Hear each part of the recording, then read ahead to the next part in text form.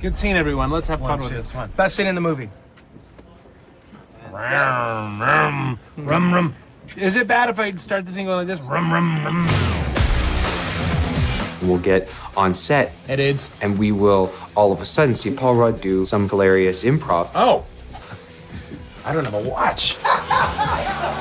And instead of the people off camera pulling their hair out, they're pulling their pens out and they're getting excited. I like weird jokes. By the way, as does Marvel, as does Kevin Feige and Stephen Broussard. They're all comedy lovers. All right, here we go. Picture. You'd be shocked at how many insane ideas you can go to them with, and they're like, oh, yeah, okay, that's cool. 3, 2, 1, action! Because these are not small movies, so to be able to approach it in that way where you're really trying some way outside of the box things, that's fun. This better be good, Usman. We checked every security camera in the area. They all had ants on them. Ants? No ants in this one, though. Exterminator sprayed the store 2 days ago.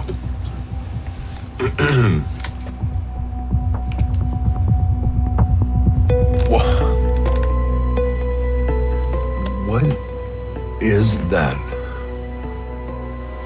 Well, that, my friend, is how I'm staying in the picture. Now, the tech in that lab's got to be worth billions. Find them. And Usman, I want to know who that is. Right. Talk about compact cars. Damn, should have paid those parking tickets. Oh, no, my sandwich was in there. Well, at least now I'll be able to park in San Francisco. Oh, man, I just stole this car. Thank God it's a rental. Well, looks like I'm walking. Oh, geez, all my coupons were in there. Talk about diminishing returns. Oh, man. Everything is shrinking on me. Well, the 60s were fun, but now I'm paying for it. There's so much we didn't know about this place, Henry. Worlds upon worlds, entire civilizations. Far more than we ever theorized. It's okay. Passing through, we stake no claim.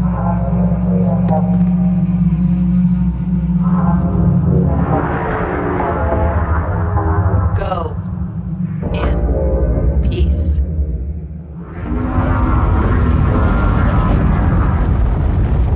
There. And action!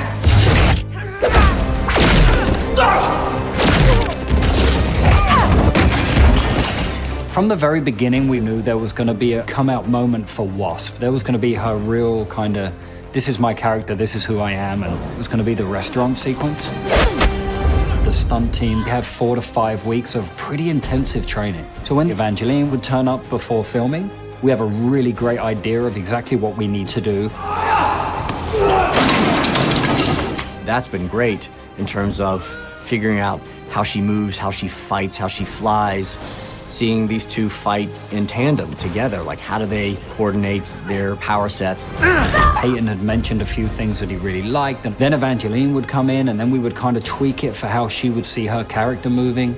I was asking to build a lot of these S-curves into her fight style. I think for me, that's just a suggestion of fluidity and grace. And when she fights, I feel like she should look effortless. It's just something she was born to do. She seems more intense. We're gonna have a lot of fun today. We're gonna be out here for 3-4 hours. Hopefully we're gonna see some humpbacks, right?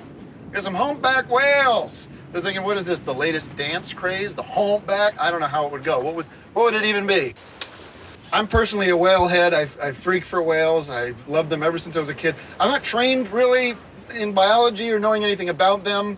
I've memorized a couple of facts, but I couldn't go deep. This is not a whale learning cruise, it's a whale watching cruise. Oh wait, well hold on now. Looks like we might have some company here, folks. Yep, yeah, it's a breach. Oh, look at that, could be Moby Mick. That's Moby Dick's Irish cousin. Okay, folks, I can say that. I'm Irish, Dutch Irish, actually. That's not a whale. Okay, folks, don't panic, please. Just don't panic. Don't panic. Jump overboard! Ah! Daniel Goobler, G-O-O-O-B-L-E-R. G-O-O-O-B-L-E-Y-E-R. G-O-O-O-B-Y-L-E-Y-E-R. Goobler. Daniel. But if you want, I could jump in your patrol car. We can go out and hunt this perp down. Well, we gotta close the bridges down at least, don't you think?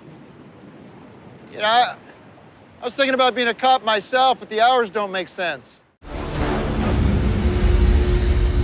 The Wasp costume that you saw at the end of the first film was an old prototype from the 1980s, so it looks totally different. Your mother never got to use it, but now I realize that they were working on it for you. Because technology has evolved, I updated the suit with my father. We made a new one based on the prototype that fit Hope's needs for this day and age. It's about damn time. This is one of Evangeline's costumes. Trying to find this color took a very, very long time because somebody at Marvel jokingly said this is a combination of gold and silver, and they decided to say that it was Gilver. So what we've got here is we've got a reflective silver in the background, and then we've got a patent leather gold, which is cut with a honeycomb on 2 different levels, just to try and get this elusive Gilver color. This piece here, just the stomacher there are over 90 pieces just in that. Because it needs to move, it needs to be flexible, we don't want it to restrict Evangeline. Maybe you just need someone watching your back. Like a partner. There are a lot of things that excite me about Ant-Man and the Wasp, but I think the biggest is to see Wasp herself, to see Hope Van Dyne as a fully formed hero in this movie. The first and foremost primary motivation and reason to play Hope again was to put on that suit. She so desperately wanted to follow in the footsteps of her parents, who had been incredible superheroes in their day and in her formative years. So she's finally doing that. Pleasure doing business with you, Sonny. You could see in that first film that she was frankly more capable than Scott Lang was at being a superhero. And her father, because of the loss of her mother, emotionally didn't want her to do this. And now we get to see her with the gloves off and becoming a superhero. The film, not by accident, isn't called Ant-Man 2, it's called Ant-Man and the Wasp. And it's really the story of these characters coming to their own as a team. Follow my lead.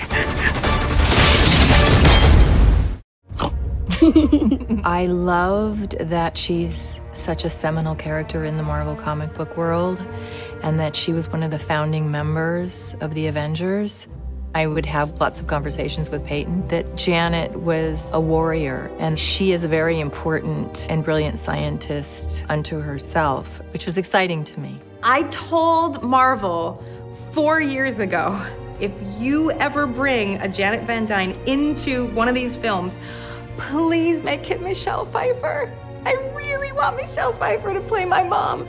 Not only is she the most beautiful woman to have ever walked planet Earth, she was also so cool. And I somehow wound up with Michelle Pfeiffer and Michael Douglas playing my parents and both being equally incredible and talented. Let's go see our daughter. There's just a fun factor to it. I got this whole new generation of people under 15 years old, and they say, hey, Hank Pym. And crash. I loved at this phase, let's say, in my life, that I'm playing a superhero. The message that it sends to women of all ages, that we are still kicking ass. Come on! So, how long have you been Ant-Man again? Not long. It just sort of happened. I wish I could fight bad guys like you. I seem to mess it up almost every time. Maybe you just need someone watching your back.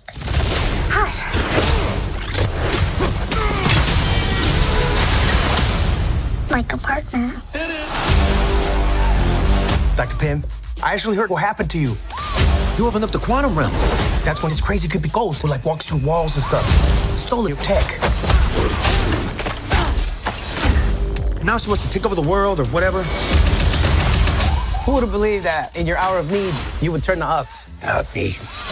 Because we robbed you. Do you remember? That's us. The only chance we got is both of you. Ant-Man and the Wasp teaming up.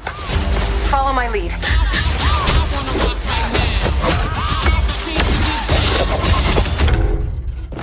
She seems more intense. Get loose now. No.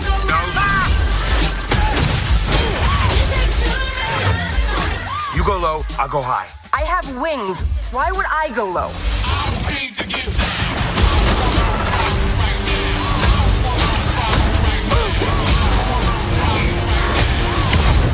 We're gonna die. I don't want to die. We didn't die.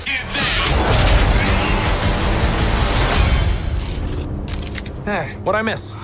We were just tiny.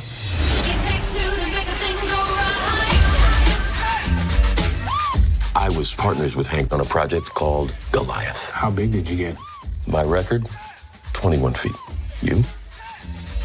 65 feet. 65. If you two are finished comparing sizes, 65.